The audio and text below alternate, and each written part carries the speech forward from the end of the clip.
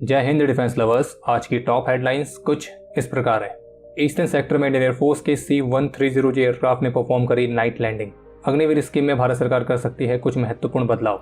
चीन ने ताइवान के पास कंडक्ट करी पनिशमेंट ड्रिल्स। अफगान तालिबान ने दिखाया सपोर्ट चबाहार पोर्ट पर। और भारत के एक और बेंगलुरु बेस्ड स्टार्टअप ने हैप्स प्लेटफॉर्म पर सफलतापूर्वक सिंथेटिक एपरेचर रडार को किया टेस्ट।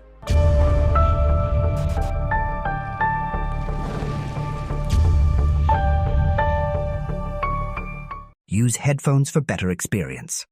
हम शांति चाहते हैं, ये तो दुनिया ने देखा। अब दुनिया ये देखेगी कि हम शांति की रक्षा के लिए और अपनी शक्ति का भी प्रदर्शन कर सकते हैं। भारत और पाकिस्तान की क्षण जंग हुई थी। ऐसे मिशन के बारे में जो एक टर्निंग पॉइंट साबित हुआ था। भारतीय वायुसेना के इतिहास के सबसे क्रिटिकल और डेयरिंग मिशन में गिना जाता है। ये मिशन था मुंथो ढालों में दुश्मनों के कैंप पर बॉम्बिंग करने का। Only on Defense Squad app. Download now from Play Store.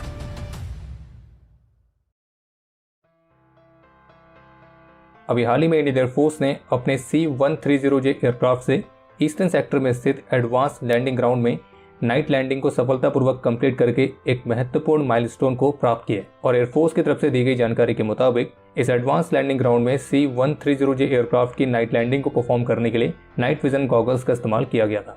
और ये नाइट लैंडिंग इस बात को भी दर्शाती है कि कैसे इंडियन एयरफोर्स अपनी ऑपरेशन रीच और डिफेंस प्रिपेयर्डनेस को लगातार बढ़ाने पर काम कर रही है।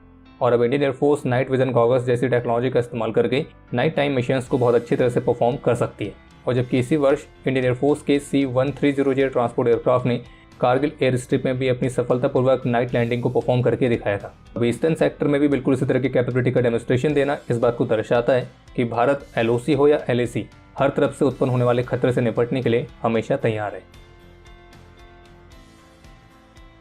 द इंडियन एक्सप्रेस की रिपोर्ट के मुताबिक अभी तक अग्निपथ स्कीम के माध्यम से जितनी भी रिक्रूटमेंट हुई है तो उस रिक्रूटमेंट प्रोसेस का इम्पैक्ट कैसा रहा है, तो इसी का आकलन करने के लिए इंडियन आर्मी ने अग्निपथ स्कीम को लेकर एक इंटरनल सर्वे कंडक्ट किया है। और इसी सर्वे के आधार पर जो रिकमेंडेशन सामने आएंगे तो उन्हीं रिकमेंडेशंस के आधार पर इलेक्शंस के बाद भारत की नई सरकार के द्वारा अग्निपथ स्कीम में संभावित बदलाव किए जा सकते हैं। बाकी आर्मी के साथ 40,000 अग्निवीर्स के 2 बैचेस की ट्रेनिंग ऑलरेडी कंप्लीट हो चुकी है और अब वे अंडर पोस्टिंग है। बाकी आर्मी के 20,000 अग्निवीर्स का जो तीसरा बैच है उनकी ट्रेनिंग स्टार्ट की जाएगी। और जबकि आर्मी के 20,000 अग्निवीर्स के तीसरे बैच की ट्रेनिंग भी शुरू हो चुकी है। बाकी भारतीय रक्षा मंत्री श्री राजनाथ सिंह भी पहले कह चुके हैं कि अगर जरूरत महसूस होगी तो उसी के आधार पर इस स्कीम में भारत सरकार बदलाव करने के लिए पूरी तरह से ओपन है। बाकी आप कमेंट सेक्शन में अपने विचार शेयर कर सकते हैं कि आपको क्या लगता है कि अग्निपथ स्कीम में किस किस तरह के बदलाव होने ही चाहिए। अपने साइकोलॉजिकल वॉरफेयर के हिस्से के तौर पर चाइनीज मिलिट्री ने एक बार फिर से ताइवान के पास 2 दिन के लिए मिलिट्री ड्रिल्स को शुरू किया है। और चीन ने इन ड्रिल्स को नाम दिया है पनिशमेंट ड्रिल्स। और चीन की हरकत खास तौर पर तब देखने को मिली है जब हाल ही में ताइवान के नए प्रेसिडेंट ने कार्यभार संभाला था और चीन को उसकी धमकियों को रोकने के लिए कहा था।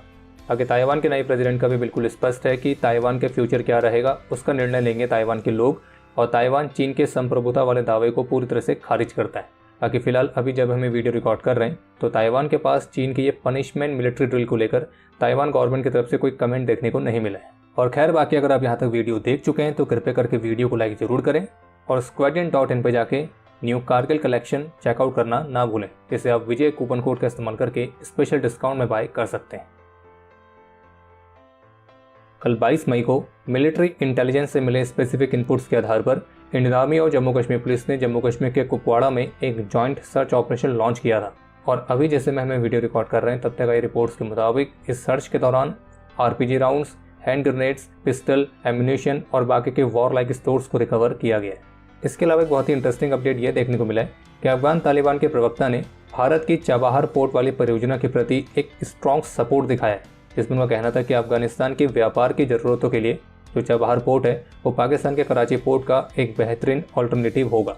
और आपको ध्यान होगा कि अभी सप्ताह भर पहले भारत और ईरान ने इसी चबाहार पोर्ट वाली परियोजना के लिए 10 वर्षों का कॉन्ट्रैक्ट साइन किया है। आगे तालिबानी प्रवक्ता का यह कहना है कि जो अफगानिस्तान है वो अपने इंपोर्ट्स और एक्सपोर्ट्स के लिए कराची जैसे पाकिस्तानी पोर्ट्स पर काफ़ी ज़्यादा निर्भर रहता है, लेकिन जो चबाहार है वो एक ऑल्टरनेटिव रूट ऑफर करेगा और अफगानिस्तान के लिए एक सिंगल कॉरिडोर पर निर्भरता को कम करके उसकी इकोनॉमिक इंडिपेंडेंस को बढ़ाएगा। बुधवार को ब्रिटेन के रक्षा मंत्री की तरफ से क्लेम किया गया है कि यूक्रेन के खिलाफ वॉर में इस्तेमाल करने के लिए चीन रशिया को काफ़ी घातक सहायता प्रदान कर रहा है।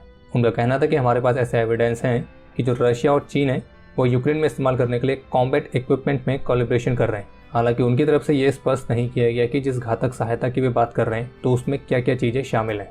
बाकी आप कह सकते हैं कि बिल्कुल उसी तरह की सहायता है जैसे कि वेस्टर्न कंट्रीज़ यूक्रेन को दे रही है। बाकी एक और अपडेट है कि अभी हाल ही में एक Bengaluru based space technology startup जिसका नाम है गैलेक्सी आई, तो इन्होंने अभी हाल ही में एक सब scale high altitude pseudo satellite यानी कि हैप्स प्लेटफॉर्म पर अपने सिंथेटिक एपरेचर रडार को सफलतापूर्वक टेस्ट किया था। और किसी हैप्स प्लेटफॉर्म में सिंथेटिक एपरेचर रडार का ट्रायल्स कंडक्ट करने वाली ये भारत की पहली प्राइवेट कंपनी भी है। और जो गैलेक्सी आई है वो नेशनल एरोस्पेस लेबोरेटरीज यानी कि NAL के साथ इस पूरे प्रोग्राम पर कोलैबोरेट कर रही है। बाकी अब समय है आज के इतिहास का।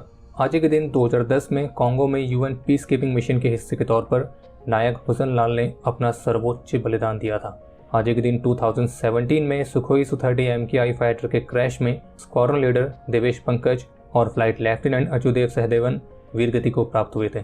आज के दिन 2012 में सियाचिन ग्लेशियर में एक हेलीकॉप्टर क्रैश में मेजर चंद्रशेखर सिंह ने भी अपना सर्वोच्च बलिदान दिया था और इन्हें मरणोपरांत शौर्य चक्र से भी सम्मानित किया गया। बाकी आपके लिए आज का प्रश्न यह है कि भारत के जो चीता हेलीकॉप्टर्स हैं वो किस ओरिजिन के।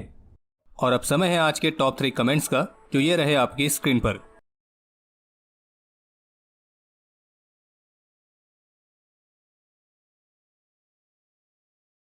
गन पाउडर से लेकर ड्रोन्स तक मानव इतिहास के वो मिलिट्री इनोवेशंस जिन्होंने बदल दिया युद्ध का चेहरा।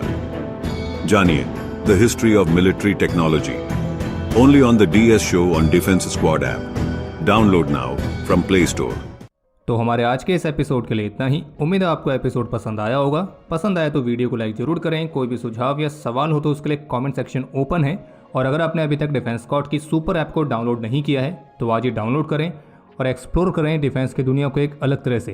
बाकी जल्द ही मिलेंगे नए एपिसोड के साथ। तब तक के लिए जय हिंद, जय भारत।